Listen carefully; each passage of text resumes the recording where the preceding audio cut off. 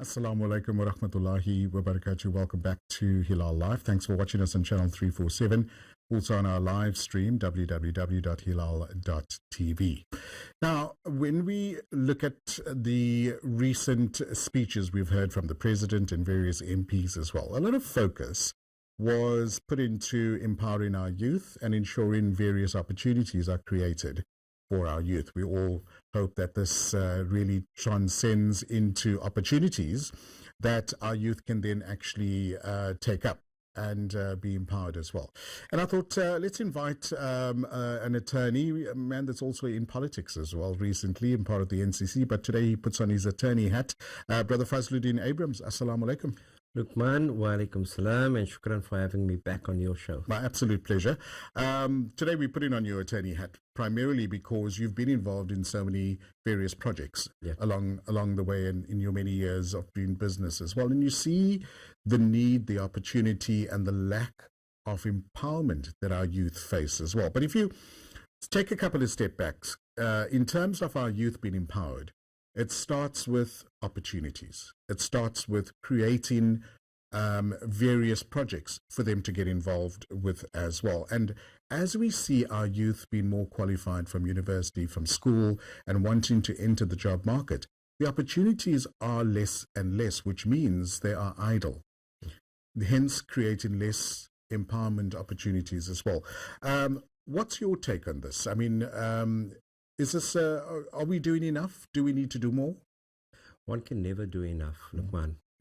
We are currently facing a situation where the youth has started losing hope. Yeah.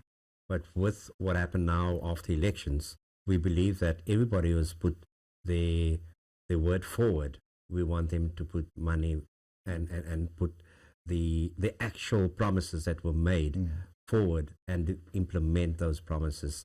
Really come to the party and say that these are opportunities for the youth, which we can speak about later. And there's many that we can really talk about. Well, this is where I think a lot of South Africans get disheartened and maybe disillusioned at times as well, because they find that politicians tend to just do that talk and not deliver on that as well. You know, how do we hold people accountable? Not just politicians. I mean, we have the business industry as well that create opportunities but seem to fall flat after a year or two, leaving these poor youngsters, you know, in limbo on where they need to be in their spectrum. I'm going to make an example at my law firm, for example. I kind of like make it it's part of our firm to develop and allow people to come in. Okay. Now, I've had many candidate attorneys approaching me and saying that we cannot get employment at the corporates, at the big corporates. And these are individuals who have got good grades.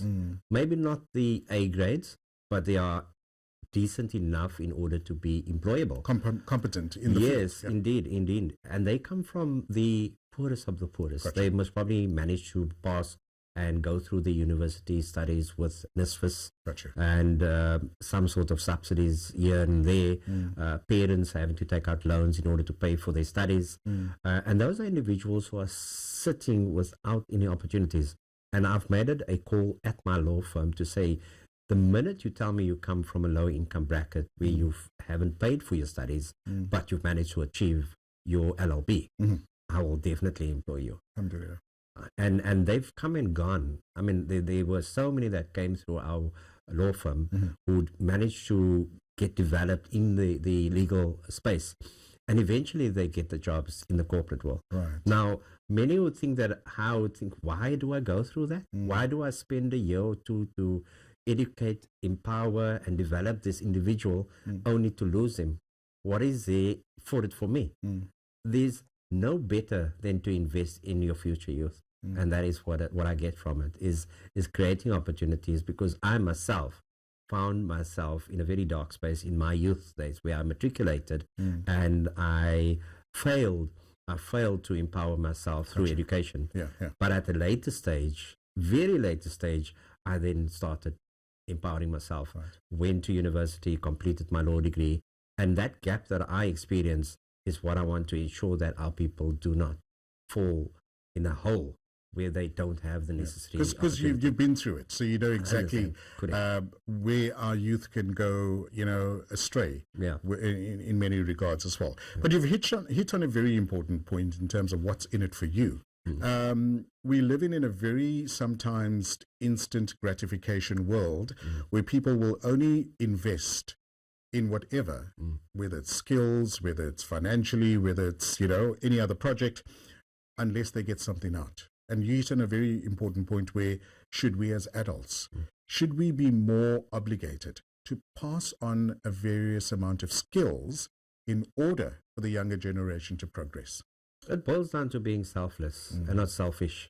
Because when we do things for ourselves, we want to become rich and famous and all that. But if we do something for our youth, then we build society. And society is the future of this country. This youthful society is what we want this country to develop into. And we can't keep on complaining about this is wrong, that is wrong, So the youth really needs to also understand that there are people who want to see them prosper. There are people who want to see them develop. And all they need to do is just reach out their hand and take the hand that wants to assist them. Yeah. Interesting topic, youth empowerment and how our youth should be more involved in politics. And if you'd like to be part of the show, do join us on the WhatsApp line and let us know your thoughts about how you could contribute, or what are the projects out there where youth can actually go and apply to be more empowered as well. 079 085 2511. That's the all-important WhatsApp number. Send us a message and be part of the show. We'd like to hear your opinion from wherever you are watching us in the world. The other aspect that I thought is quite prevalent, or maybe relevant to this topic and prevalent in today's society, is that when youth get empowered, quite a few, and I say this with tongue in cheek, quite a few would like to run before they walk. So they want to take shortcuts. And in that process of shortcuts, invariably there are times where fraud is committed, where corruption is committed, and they don't know how to get themselves out of this pickle. Ruining their life going forward, because now they may have a criminal record, they may just, ruin opportunities and what's the word, contacts in the process as well, because they went down this dark road. How do we create a society where our younger people become more ethical and become more focused on how to do things the proper way? We need to create the programs and make it available to them freely. They don't have to pay for this diploma or that diploma, because ultimately the result of completing that program makes a better person, and a better person makes a better society. Better society makes a better country. So there are a lot of NGOs who are out there who provide these programs for people. And I think one needs to understand that the program that is pertinent to our youth should be based on ethics and principles. Because a lot of them, and I'm not saying that stop the skills development, right? I'm not saying stop that. I'm saying continue with the skills development, but also focus on the individuals where there's an absent parent, where there's a dysfunctional home, where there's no one really to be as a mentor or a forerunner for this person, and let's rescue them. And the others who have the parents, who have the mentors, who have the ones who can really be a forerunner for them, then they are quite fine, and also hold their hand to develop themselves. Yeah, I think, if you look at countries like Germany, if you look at countries, most parts of Europe, work on a very ethical principle in doing business, in how they conduct themselves in the community as well, because that's where the breakdown happens, is when people, and then it transcends into government as well, so that ethical process, how do we refine and make people aware that should you transgress, these are going to be the repercussions?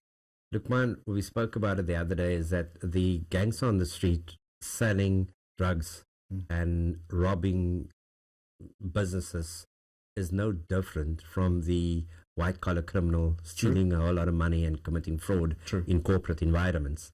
And ultimately, that is what we need to acknowledge first and say, how do we then make sure that the individuals who get locked into this vicious cycle get out of it? Firstly, they need to acknowledge that something is wrong. Right. We need to instill new principles, new ethics, new models into them. And I think the ultimate solution would also be to increase the punishment that comes with the crime. Gotcha. Yeah. I think that's more very important point, and we're going to touch on that when we come back after the break. And do join us on the WhatsApp line, because after the break, I'd like to touch on how our youth can be more involved in politics as well. Because let's face it, the last elections, I mean, we had very, very little youth vote on who they thought was the likely candidate that can, represent them. On the WhatsApp line, 079-085-2511. We're going to take a short break. When we come back, I continue our chat with Brother Fazloodien Abrahams on the show. Do join us. Thanks for watching us on Channel 347. Assalamu alaikum. Welcome back to Hilaal Live. Thanks for watching us on Channel 347. The WhatsApp line's open because we have a very important topic tonight that you, our viewer, could get involved in and be part of the show. We're talking about empowering youth.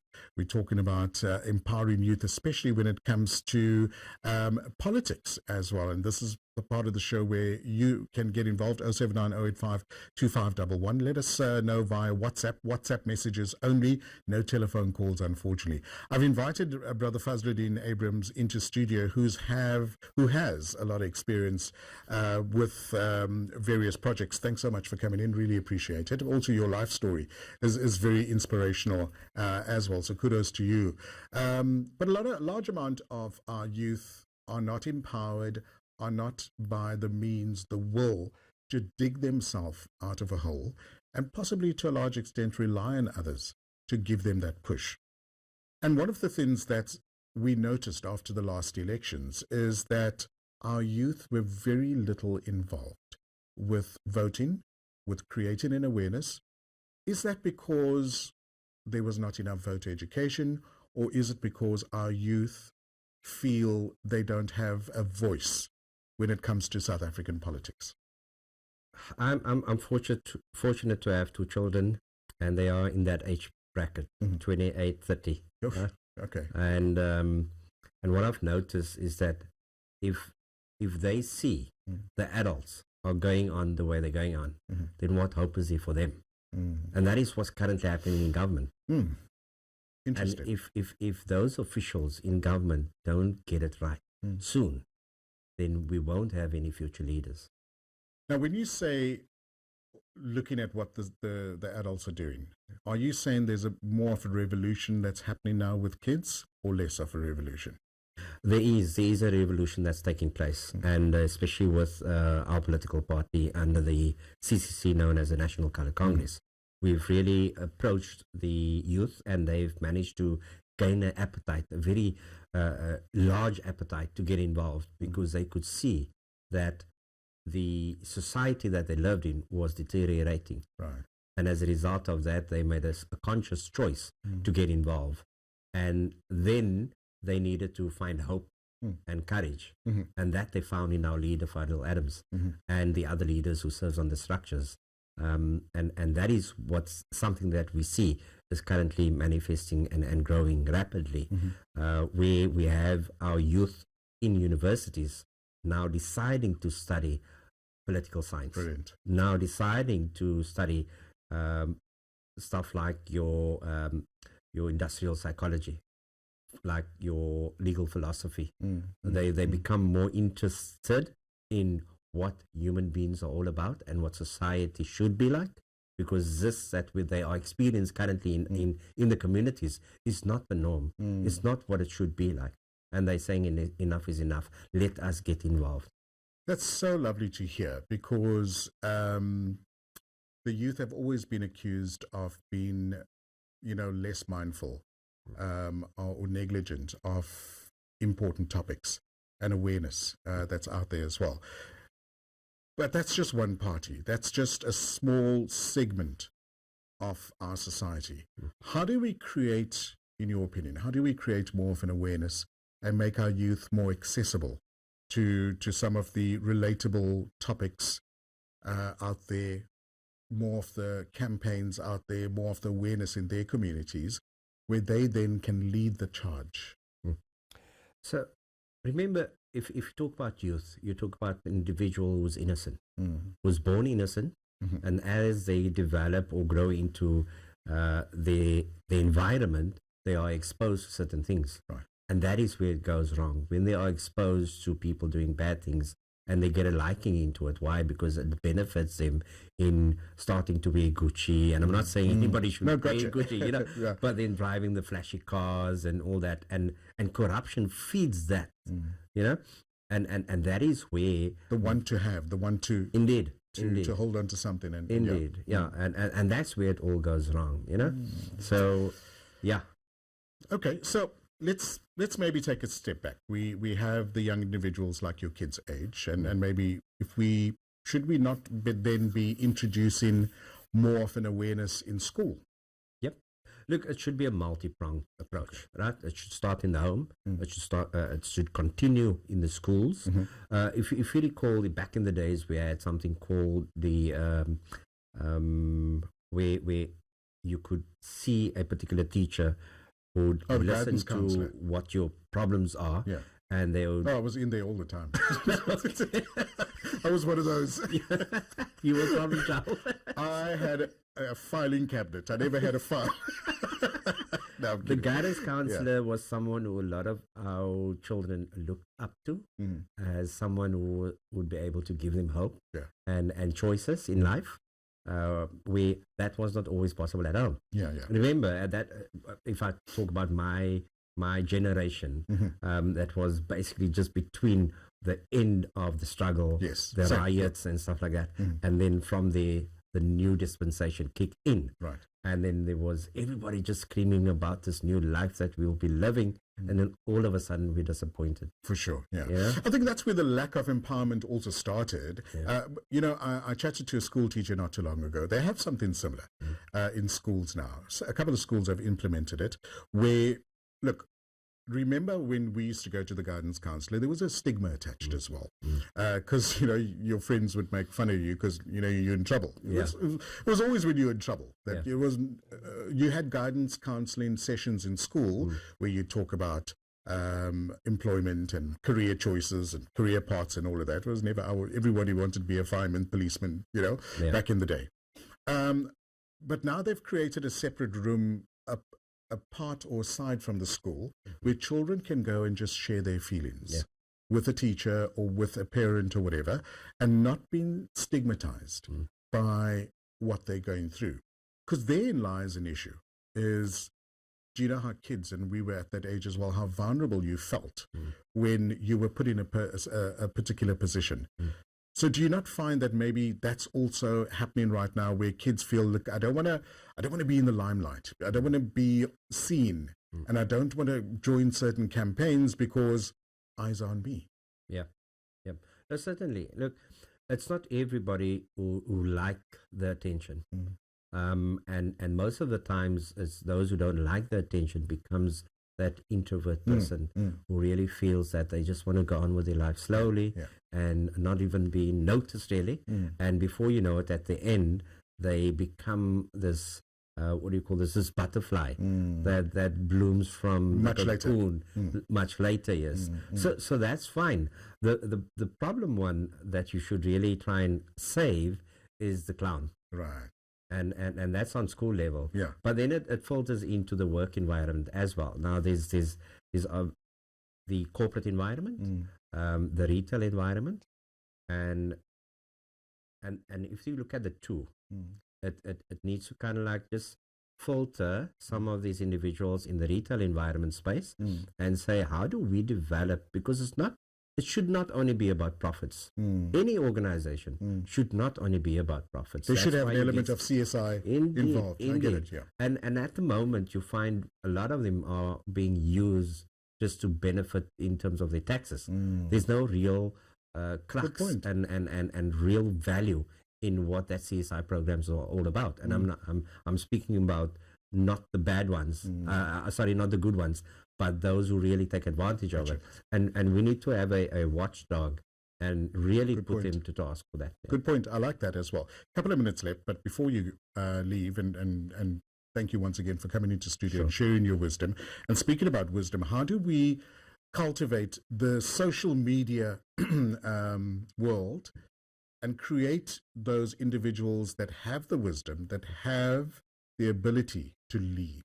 Because if you look at it, that's a good tool right now to create these young individuals, to get them involved in what matters in our country. Mentorship, bottom line. Okay. You know, once you identify the individual who is a young person who has now figured out, and a lot of them have figured out that the social media, whether it's this or that, I don't want to mention the social media names, but there are so many. They're getting paid for it. Yes, indeed. They are generating an income it. from it. I mean, like, if you look at what one would normally call work, it's not what we think anymore. Yeah, absolutely. Yeah. It's completely different. Yeah, I think Webster's dictionary is going to change that meaning of work these days. You find people, they don't even wear suits anymore. Correct. You know, it's all jeans and flip-flops and stuff. It's crypto. They don't want to do the hard work anymore. They don't even want to do reading anymore. Why? Because you have AI at the moment. Correct. They can do Why it for read you. if you can just ask a question? AI, tell me, write me up this whole program or whatever. Yeah. And that's how it is. I think it's a good thing. Okay. Because it has a place. It has a place. Gotcha. We need to transition over to that. And I think the youth can really teach us something where that is concerned. Look, I mean, if you look at the bigger companies that are on the stock markets, everybody's investing in AI. Yeah. Everybody's investing in new methods, ways, your Teslas, your Googles, and all of those guys, because there's an opportunity to create an income. Yeah. How we transcend into it. Closing, any last maybe statement you want to leave us with regards to how our youth should be more empowered, and more importantly, in politics? Look, when it comes to politics specifically, we have to understand that leadership roles, they need to step forward, and the minute they step forward, we need to receive them well and mentor them to become strong leaders and really give hope for the other generation to come. With regards to getting involved, they can call any party. Most parties do have a youth league, and they just need to step forward and say, I'm willing to, and I'm able. Attorney at Law, Fazloodien Abrahams, it's been an absolute pleasure. Jazakallah so much. We'd like to invite you back and continue with other topics, pertinent topics that it's affecting our communities, and maybe you can give us some wisdom around that as well. Thank you for having me. My absolute pleasure. Have a great evening. Assalamu alaikum. Walaikum salam. There we go, Brother Fazloodien in studio, chatting to us about empowering youth, and we'll try and invite Brother back into studio so that he can give us a lot more advice around how we should progress. That's all that we have for you. We're back tomorrow between 5 and 6 p.m. from the Cape Town team. Sohail Barnes, Mohammed Parker, and myself, Luqmaan Shadrach. Have a great evening. Assalamu alaikum.